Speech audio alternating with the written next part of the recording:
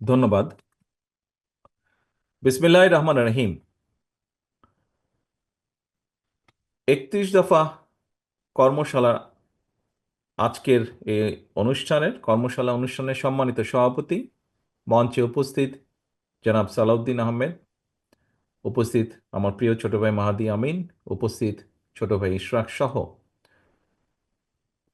ঢাকা মহানগরী দক্ষিণের নেতৃবৃন্দ, এবং আমার সামনে উপস্থিত কদমতলীবাসী এবং দক্ষিণের বিভিন্ন পর্যায়ের বিএনপি সহ বিভিন্ন পর্যায়ের উপস্থিত নেতৃবৃন্দ, আসসালামু আলাইকুম। আজকে অনেকদিন পরে ঢাকা মহানগরীর একটি অংশে বহু মানুষের সাথে কথা বলার আমার সুযোগ হচ্ছে। সেই জন্য প্রথমে আমি আল্লাহর দরবারে শুকরিয়া আদায় করছি। আহ, প্রিয় উপস্থিতিবৃন্দ, আজকে আপনারা এখানে যারা উপস্থিত আছেন, হয়তো অনেক মানুষে অনেকক্ষণ ধরে আপনারা উপস্থিত আছেন, এবং সেই দুটো থেকে আপনারা এই অনুষ্ঠানে যারা উপস্থিত আছেন তারা নিশ্চয়ই দেখেছেন যে আমরা আজকে এখানে আমাদের নেতৃবৃন্দ যারা এখানে এসছেন, তারা কতগুলো বিষয় নিয়ে আলাপ করেছেন। কি সেই বিষয়গুলো? সেই বিষয়গুলো হচ্ছে যে 31 দফা নামক আমরা 31টি দফা দেশের মানুষের সামনে উপস্থাপন করেছি। আমরা মনে করি, বিএনপি বাংলাদেশ জাতীয়তাবাদী দল মনে করে যে এই 31টা বিষয় আমাদেরকে অ্যাড্রেস করা উচিত। অর্থাৎ আগামী দিনে যদি আমরা ইনশাল্লাহ আল্লাহর রহমতে দেশের মানুষের সমর্থনে সরকার গঠন করতে সক্ষম হই, তাহলে আমরা এই 31টি বিষয়ের প্রতি মনোযোগ দিব। এবং আমরা বিশ্বাস করি এই 31টি বিষয় যদি আমরা কাজ শুরু করতে পারি, তাহলে দেশের মানুষের অবস্থা এবং দেশের অবস্থা কিছুটা হলেও আমরা ভালো করতে পারবো, বেটার করতে পারবো। এখন সম্মানিত উপস্থিতিবৃন্দ, এই 31 দফার ভেতরে কি আছে কি আছে আপনারা মোটামুটি জেনেছেন। এখন এই 31 দফা আমরা কেন দিলাম? দেখুন, বিএনপি একটি রাজনৈতিক দল। এই দলটি রাজনীতি করে বাংলাদেশের জন্য। এই দলটির রাজনীতির লক্ষ্য উদ্দেশ্য হচ্ছে বাংলাদেশের মানুষের জন্য কিছু করা। এখানে বেশ অনেক মুরব্বি বসে আছেন, আমি দেখছি। মুরব্বি যারা আছেন আপনাদের নিশ্চয়ই খেয়াল আছে, শহীদ রাষ্ট্রপতি জিয়াউর রহমান যখন দেশের দায়িত্বভার গ্রহণ করেন, তারপরে কতগুলো পরিবর্তন এসেছিল। তার মধ্যে একটি দুইটি পরিবর্তন যদি আমরা আলোচনা করি, প্রথম পরিবর্তনই হচ্ছে দেশের আইন শৃঙ্খলার উন্নয়ন। দ্বিতীয় আরেকটি বড় পরিবর্তন হচ্ছে যে 74 সালে যেই দুর্ভিক্ষে লক্ষ লক্ষ মানুষ না খেতে পেয়ে মারা গিয়েছিল, শহীদ জিয়ার সময় খাল খননের মাধ্যমে খাদ্য উৎপাদন বৃদ্ধি করা হয়েছিল, যাতে করে খাদ্যের অভাবে মানুষ মারা না যায়। এর পরবর্তীতে আরো ইতিহাস গড়িয়েছে, সময় গড়িয়েছে, গণতন্ত্রের চর্চা হয়েছে, বাধাগ্রস্ত হয়েছে, স্বৈরাচার জোর করে ক্ষমতা দখল করেছে, আন্দোলন হয়েছে, আন্দোলনে জনগণের বিজয় হয়েছে। সেই বিজয়ে জনগণ আবার 91 সালে বিএনপিকে দায়িত্ব দিয়েছে। বিএনপিকে দায়িত্ব দেওয়ার পরে দেশনেত্রী খালেদা জিয়া দায়িত্বভার গ্রহণ করেছে। তখনও আমরা দেখেছি কিছু পরিবর্তন হয়েছে। কি পরিবর্তন? এগোনোর চেষ্টা করেছে দেশ সামনে। আমরা দেখেছি নারীদের শিক্ষার ব্যাপারে একটি যুগান্তকারী পদক্ষেপ গ্রহণ করা হয়েছে। আমরা দেখেছি যে কিভাবে শিল্প কারখানার প্রসার লাভ করেছিল বেকারদের কর্মসংস্থানের জন্য। প্রিয় উপস্থিতিবৃন্দ, আমাদের লক্ষ্য যেহেতু, অর্থাৎ বাংলাদেশ জাতীয়তাবাদী দল বিএনপির লক্ষ্য এবং উদ্দেশ্য হচ্ছে দেশ এবং দেশের মানুষ, কাজেই যখন বিগত 15 বছর বাংলাদেশের মানুষ স্বৈরাচারের বিরুদ্ধে লড়াই করছিল, তাদের রাজনৈতিক অধিকার প্রতিষ্ঠার জন্য, তাদের ভোটের অধিকার প্রতিষ্ঠার জন্য, তাদের বাক স্বাধীনতার জন্য, সর্বোপরি জনগণের অর্থনৈতিক মুক্তির জন্য যখন সংগ্রাম করছিল, সেই সময় সকল বিষয় বিবেচনায় রেখে বাংলাদেশ জাতীয়তাবাদী দল আমরা প্রথমে 27 দফা ঘোষণা করেছিলাম। তার পরবর্তীতে বিভিন্ন রাজনৈতিক দল যাদেরকে সাথে নিয়ে বিএনপি, যারা বিএনপির সাথে অথবা বিএনপি যাদেরকে সাথে নিয়ে স্বৈরাচার বিরোধী আন্দোলনে নেতৃত্ব দিচ্ছিল, স্বৈরাচার বিরোধী আন্দোলনে মাঠে ছিল, তাদেরকে সাথে নিয়ে আমরা 31 দফা পরবর্তীতে ঘোষণা করি। এবং এই 31 দফা সংস্কার কর্মসূচি বলেন বা দেশ উন্নয়ন কর্মসূচি বলেন, যেভাবেই আমরা বলি না কেন, এটি আমরা এমন এক সময় দিয়েছিলাম, এমন এক সময় জাতির সামনে আমরা উপস্থাপন করেছিলাম আজ থেকে 2-2.5 বছর আগে, যখন বর্তমানে অনেক মানুষকে আমরা দেখছি যারা সংস্কার সংস্কার করছেন, প্রতিদিন প্রতিনিয়ত সংস্কারের কথা বলছেন। সেই সময় এই মানুষগুলোর মুখে সেই স্বৈরাচারের বিরুদ্ধে সাহস করে দাঁড়িয়ে কোনো সংস্কারের কথা আমরা বলতে শুনিনি। তখন কিন্তু শুধু বিএনপি বলেছিল, বিএনপির নেতাকর্মীরাই বলেছিল সংস্কারের কথা। তবে আজকে যারা সংস্কারের কথা বলছেন, আমরা তাদেরকে আন্তরিকভাবে ধন্যবাদ জানাই। তখন হয়তো বলেননি, কিন্তু এখন বলছেন, তাদেরকে আমরা আন্তরিকভাবে ধন্যবাদ জানাই। কারণ আমরা যেই কাজটি 2 বছর আগে থেকে শুরু করেছিলাম, যখন আমরা জানতাম যে এই স্বৈরাচারের পতন হবে, হয়তো আমরা অগাস্টের 5 তারিখটি জানতাম না, কিন্তু আমাদের দৃঢ় বিশ্বাস ছিল যে স্বৈরাচারের পতন আর বেশি দূরে নয়। আমরা দেশের মানুষের সামনে উপস্থাপন করেছিলাম এই 31 দফা।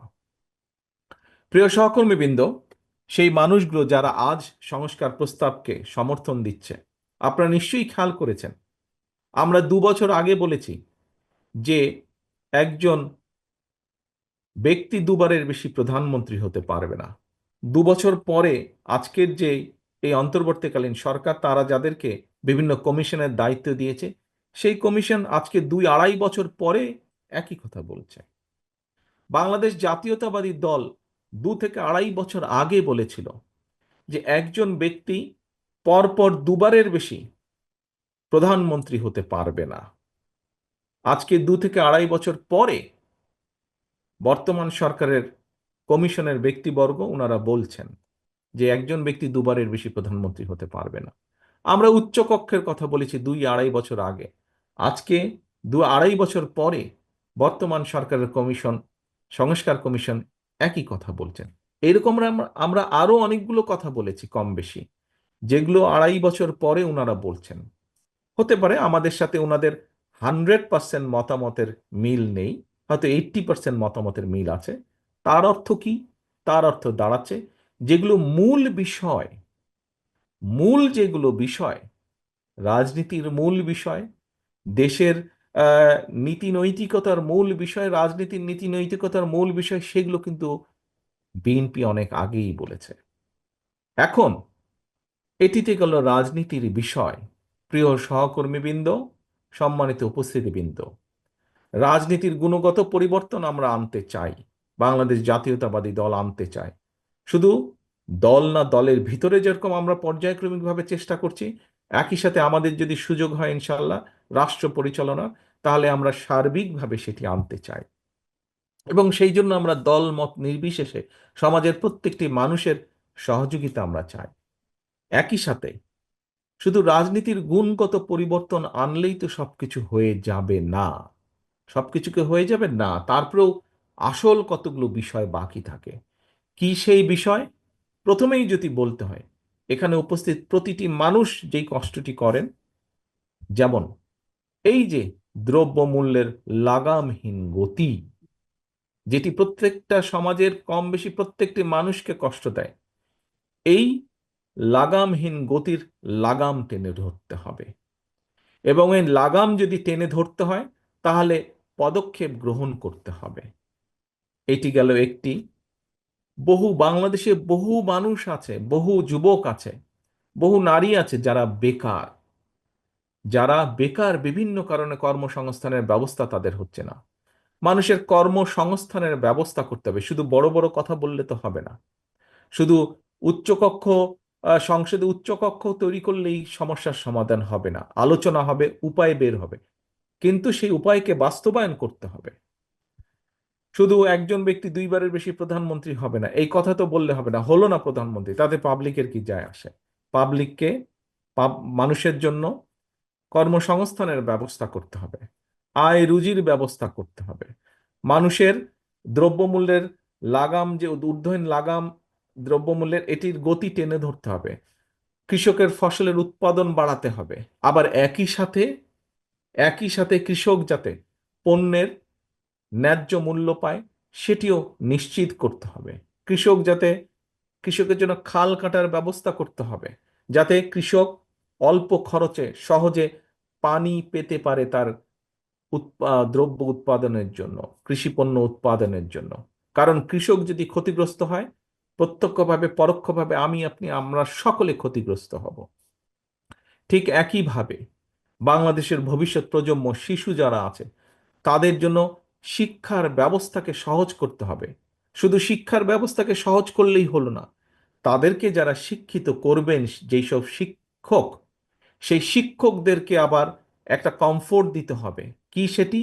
তাদেরকে সহযোগিতা দিতে হবে অর্থনৈতিকভাবে, যাতে করে তারা তাদের পুরা মনোনিবেশ করতে পারেন, মনটাকে একদম মনোনিবেশ করতে পারেন শিক্ষার জন্য। অর্থাৎ তারা যাতে সুষ্ঠুভাবে এই দেশের ভবিষ্যৎ প্রজন্মদেরকে শিক্ষা দিতে পারে, সঠিক শিক্ষা দিতে পারে, সেটির ব্যাপারেও নজর দিতে হবে। শুধু বই খাতা দিলে হবে না, শুধু বিল্ডিং বানালে হবে না, শিক্ষকদের প্রতিও নজর দিতে হবে। একইভাবে নজর দিতে হবে মানুষের স্বাস্থ্যের জন্য। একটি কথা আমরা প্রায় শুনি, বাংলাদেশের সাধারণ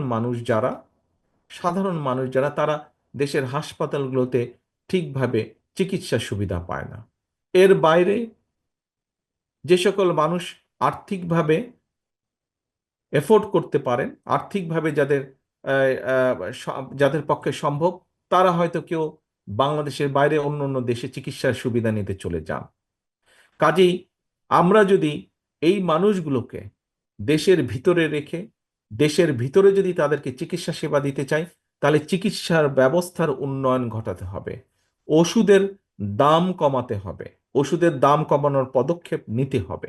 এরকম বহু কাজ বাকি আছে। প্রিয় সহকর্মীবৃন্দ, এই যে এখানে একজন ব্যক্তি আমাকে প্রশ্ন করলেন যে ঢাকা শহরে এখান থেকে এয়ারপোর্ট যেতে মাত্র 30 কিলোমিটার, অথচ বহু সময় লাগে, যানজট থেকে আরম্ভ করে পরিবেশের দূষণ।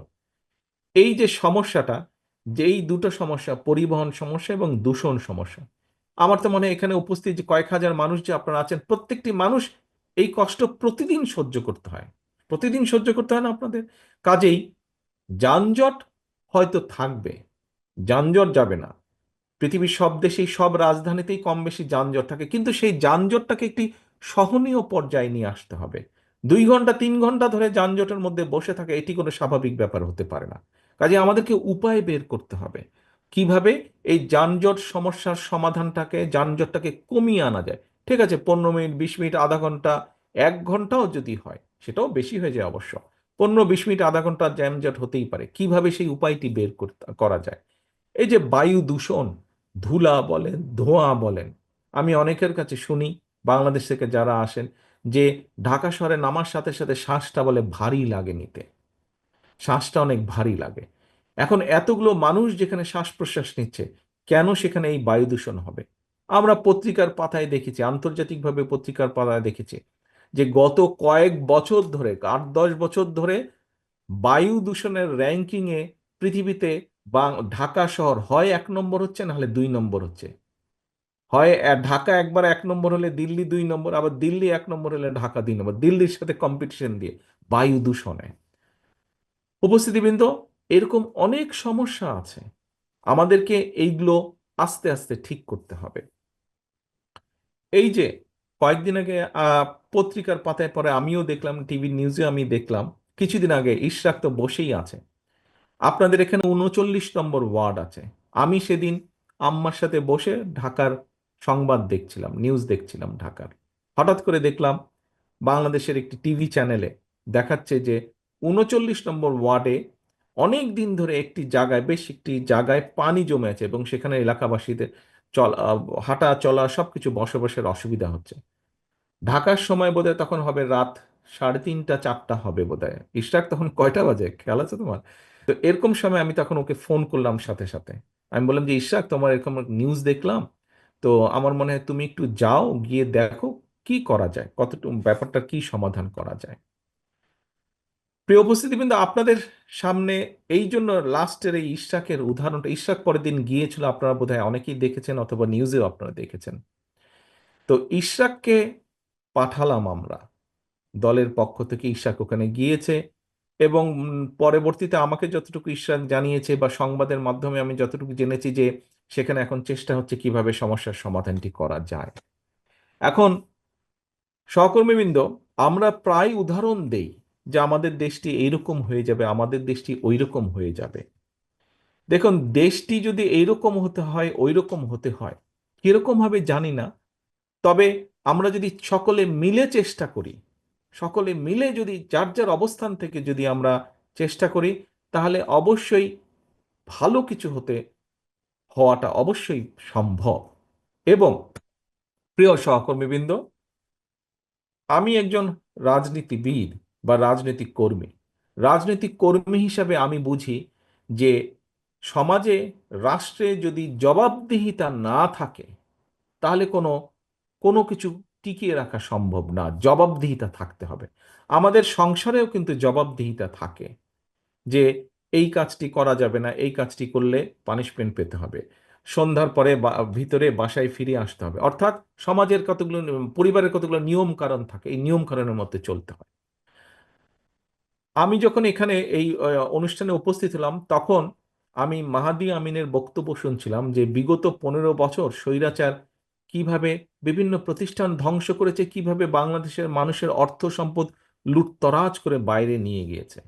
প্রিয় সহকর্মীবৃন্দ, উপস্থিতিবৃন্দ, একটি জবাবদিহিতা ছিল না বলেই এই কাজগুলো করা সম্ভব হয়েছে। আজকে এই যে ইশরাকের যেই ঘটনাটি আমি আপনাদের সামনে তুলে ধরলাম, আজকে যদি সত্যিকারভাবে সিটি কর্পোরেশনের নির্বাচন হতো, অর্থাৎ আপনাদের ভোটে, মানুষের ভোটে যদি ওয়ার্ড কমিশনার নির্বাচিত হতো, মানুষের ভোটে যদি ঢাকা দক্ষিণের মেয়র নির্বাচিত হতো, তাহলে কি ইশরাকের সেখানে যাওয়ার প্রয়োজন হতো? তাহলে কি সংবাদের দেখে আমার ফোন করার কোনো প্রয়োজন হতো না? কারণ যেই মানুষটিকে আপনারা নির্বাচিত করতেন, সেই মানুষটি আপনাদের কাছে আপনাদের দেখভাল করার জন্য বাধ্য থাকতো। কারণ সে জানতো যে আমি নির্বাচিত হয়েছি মানুষের ভোটে। এখন যদি আমি মানুষের সমস্যার সমাধানের উদ্যোগ গ্রহণ না করি, আমি যদি মানুষের সমস্যার সমাধানের চেষ্টা না করি, তাহলে পরবর্তীতে যে আবার নির্বাচন আছে, ভোট হবে, সেই ভোটে আমি হেরে যাব। সেই ভোটে মানুষ আমাকে ভোট দেবে না। প্রিয় উপস্থিতিবৃন্দ, আমরা চাইছি, বাংলাদেশ জাতীয়তাবাদী দল চাইছে, যার জন্য আমাদের বহু নেতা কর্মী আত্মহুতি দিয়েছে, শহীদ হয়েছে, গুম হয়েছে, খুন হয়েছে। আমাদের সারা দেশে বিএনপি সহ বিরোধী দলীয় অন্যান্য দলেরও বহু লক্ষ লক্ষ নেতাকর্মী অত্যাচারিত হয়েছে, নির্যাতিত হয়েছে। কেন? মানুষের অধিকার, মানুষের অধিকার প্রতিষ্ঠার জন্য। এবং রাজনৈতিকভাবে আমরা প্রায়শ যেসব দেশের উদাহরণ দিয়ে থাকি, আহা ওই দেশটা কি সুন্দর, ওই দেশের সিস্টেম কি ভালো, এই সব দেশেই এই জবাবদিহিতা আছে। জবাবদিহিতা আছে বলেই সেই দেশের সিস্টেমগুলো কাজ করে, সেই দেশের সিস্টেমগুলো সুন্দর। এবং সেই জবাবদিহিতাটা কি? জবাবদিহিতাটা হচ্ছে নির্বাচন। জবাবদিহিতাটা হচ্ছে নির্বাচন।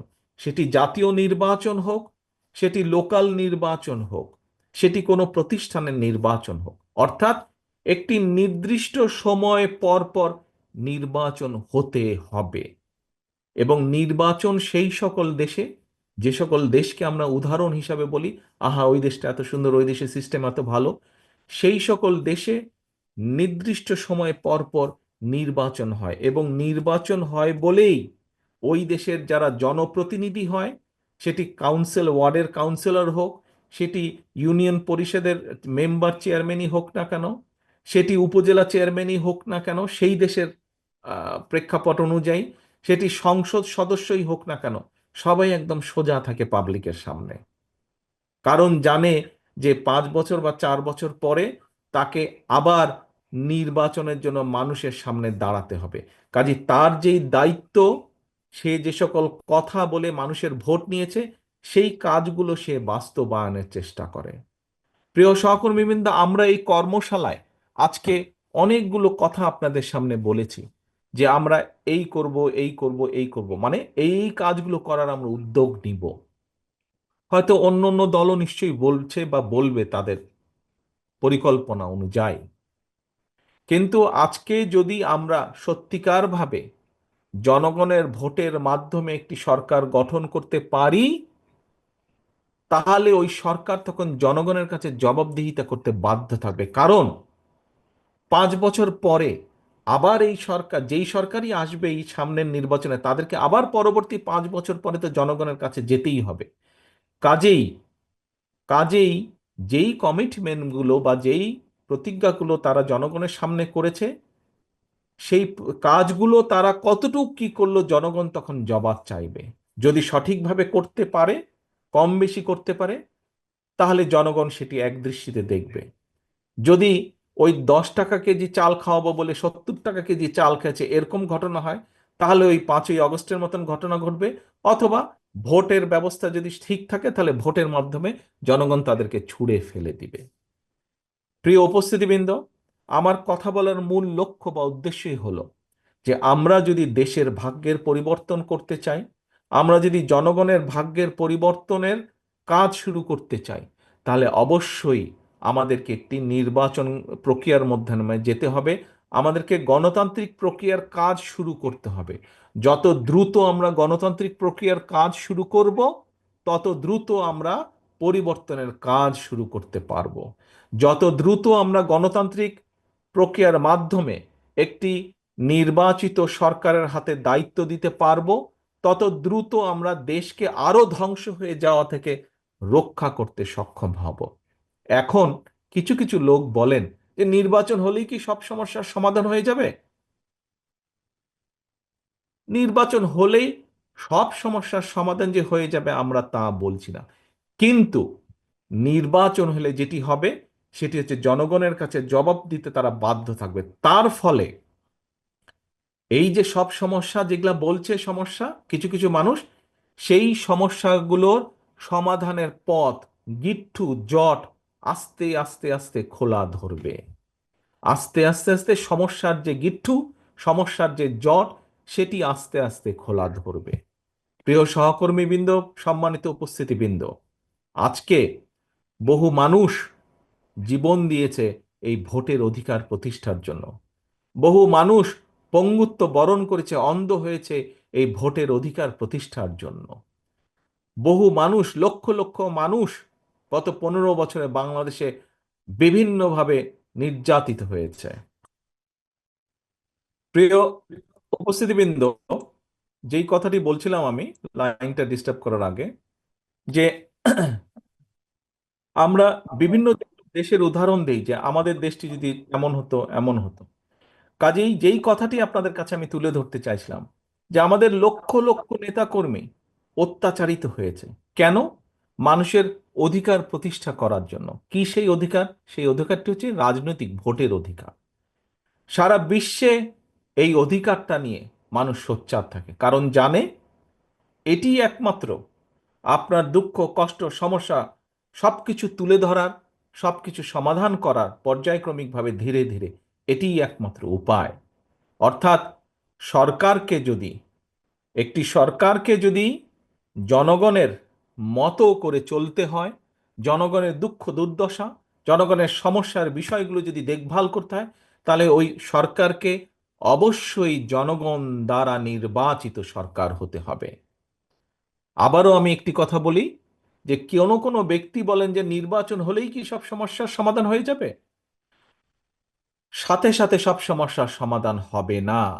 কিন্তু নির্বাচন হলে নির্বাচনের মাধ্যমে, জনগণের ভোটের মাধ্যমে, জনগণের রায়ের মাধ্যমে যেই দল বা যেই ব্যক্তি বা যারা দেশ পরিচালনার সুযোগ পাবে, তখন সমস্যার যে জট, সমস্যার যে গিট্টু, সেগুলো আস্তে আস্তে আস্তে খোলা ধরবে।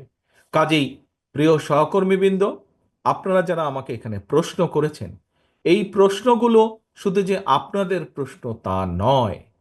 আমি যে কোনোভাবেই দৃঢ়ভাবে বিশ্বাস করি এই প্রশ্নগুলো শুধু আপনার না, এই প্রশ্নগুলো আপনার আশেপাশে, আপনার বন্ধু বান্ধব, আত্মীয় স্বজন, পরিচিত বহু মানুষের কিন্তু এই প্রশ্ন। এবং এই প্রশ্নের সমাধান একটি। আজকে আমরা একটি জিনিস খেয়াল করছি যে সংস্কার সংস্কার সংস্কার সংস্কারের প্রস্তাব বিএনপি দেশের কাছে, দেশের মানুষের কাছে সবচাইতে আগে উপস্থাপন করেছে। ভিশন 2030 দেওয়ার মাধ্যমে দেশনেত্রী খালেদা জিয়া 2016 সালে এটা দিয়েছেন এবং তারপরে এটিকে আবার পর্যালোচনা করে দেশের পরিবর্তিত পরিস্থিতির সাথে সামঞ্জস্যপূর্ণ করে আমরা 2.5 বছর আগে 31 দফা আবার উপস্থাপন করেছি। প্রিয় সহকর্মীবৃন্দ, প্রিয় উপস্থিতিবৃন্দ, এই যে যারা সংস্কার বলছেন তাদের কাছে আমরা বলতে চাই যে হ্যাঁ, সংস্কারের পক্ষে সবচাইতে আগে বিএনপি দাঁড়িয়ে আছে সংস্কার করার জন্য। কাজে আসুন, সংস্কারের প্রস্তাবগুলোকে যদি বাস্তবায়ন করতে হয়, সংস্কারের প্রস্তাবগুলো যদি বাস্তবায়ন করতে হয়, তাহলেও সবচাইতে আগে নির্বাচনই প্রয়োজন। নির্বাচনের মাধ্যমেই যাদেরকে জনগণ দায়িত্ব দেবে সংস্কারের কাজ, তারাই শুরু করতে পারবে, তাদেরকেই শুরু করতেই হবে। কাজেই যত যাই কথা বলি না কেন, আমরা যদি সংস্কার বাস্তবায়ন যত দেরি করব, যেই কথাটি আমি মাত্র আপনাদেরকে বলেছি, সংস্কার বাস্তবায়নের কাজও যদি শুরু করতে হয়, সেটি নির্বাচনের প্রক্রিয়ার মাধ্যমেই, নির্বাচিত মানুষের মাধ্যমেই সেই বাস্তবায়নের কাজ শুরু করতে হবে। নির্বাচিত প্রতিনিধিদের মাধ্যমেই সংস্কার বাস্তবায়নের কাজ শুরু করতে হবে। কারণ যারা নির্বাচিত হয়ে আসবে তারা জনগণের কাছে ওয়াদাই করবে যে তারা সুযোগ পেলে বাস্তবায়ন করবে এই সংস্কার। এবং যেহেতু তারা জনগণের কাছে ওয়াদাবদ্ধ থাকবে, তাদের আর কোনো পথ থাকবে না সেই কাজগুলো শুরু করার। কিন্তু যদি সংস্কার সংস্কার করে আমরা এই আলোচনা দীর্ঘ থেকে দীর্ঘায়িত করতে থাকি, দীর্ঘতর করতে থাকি, তাহলে কিন্তু স্বৈরাচার, যেই স্বৈরাচারকে বাংলাদেশের মানুষ, সকল মানুষ, দল মত নির্বিশেষে, শ্রেণী পেশা নির্বিশেষে সকল মানুষ একত্রিত হয়ে এই দেশ থেকে বিতাড়িত করে দিয়েছে, যদি নির্বাচন প্রক্রিয়া দেরি হয়, যদি সংস্কার সংস্কার আলাপ আলোচনা দীর্ঘায়িত হয়, তাহলে সেই স্বৈরাচার সুযোগ পেয়ে যাবে আবার দেশের মানুষের কাঁধে চেপে বসার। কাজেই যে সকল বিজ্ঞ ব্যক্তিবর্গ, সমাজের বিজ্ঞ ব্যক্তিবর্গ, সম্মানিত ব্যক্তিবর্গ যারা সংস্কারের কথা বলছেন, আপনাদের সকলের কাছে রাজনৈতিক দলের অবস্থান থেকে আপনাদের কাছে আহ্বান জানিয়ে বলতে চাই, সংস্কার সংস্কার বক্তব্য রেখে দয়া করে এই আলাপ দীর্ঘায়িত করবেন না। কারণ আপনারা আলাপ যত দীর্ঘায়িত করবেন, দেশ তত বেশি সংকটের মুখে পড়বে। আপনারা সংস্কার আলাপ যত দীর্ঘায়িত করবেন, দেশে তত ষড়যন্ত্রকারীরা ষড়যন্ত্র করার সুযোগ পাবে। সংস্কারকে যত দ্রুত বাস্তবায়ন করা যাবে, দেশকে, দেশের মানুষকে তত দ্রুত আমরা বিপদ থেকে রক্ষা করতে পারবো। কাজে আসুন, এই সংস্কারকে বাস্তবায়ন করতে হলে উপায় একটাই, যেই সংস্কার প্রস্তাব বিএনপি দিয়েছে, যেই সংস্কার প্রস্তাব অন্তর্বর্তীকালীন সরকারের কমিশনগুলো তৈরি করে দিয়েছে, যেটাই হোক না কেন, এই সংস্কারকে যদি বাস্তবায়ন করতে হয়, নির্বাচন ছাড়া আর কোনো রাস্তা নাই। একটি পথ, নির্বাচন, জনগণের নির্বাচন এবং জনগণের নির্বাচন। প্রিয় উপস্থিতিবৃন্দ, প্রিয় নেতৃবৃন্দ, প্রিয় সহকর্মীবৃন্দ, আসুন আজকের এই কর্মশালার মাধ্যমে আমার দলের নেতাকর্মী আপনারা যারা এখানে উপস্থিত আছেন, সকলে মিলে আজকে আমরা এখানে প্রতিজ্ঞা গ্রহণ করি যে বাংলাদেশের মানুষ ইনশাল্লাহ আমাদেরকে সেই সুযোগ দিলে রাষ্ট্র পরিচালনার, আমরা প্রত্যেকে আমরা প্রত্যেকে যে যার অবস্থান থেকে যেই সংস্কারের ওয়াদা আমরা জনগণের সামনে দিয়েছি, আমাদের প্রত্যেকের অবস্থান থেকে সেই ওয়াদা পূরণের সর্বোচ্চ আমরা চেষ্টা করব। এই প্রতিজ্ঞা আজকের এই অনুষ্ঠানে আমরা গ্রহণ করি ইনশাল্লাহ। এই প্রতিজ্ঞা রেখে, এই প্রত্যাশা রেখে আপনাদের সকলের কাছ থেকে আমি বিদায় নিচ্ছি। আল্লাহ হাফেজ। বাংলাদেশ জিন্দাবাদ। বাংলাদেশ জাতীয়তাবাদী দল জিন্দাবাদ।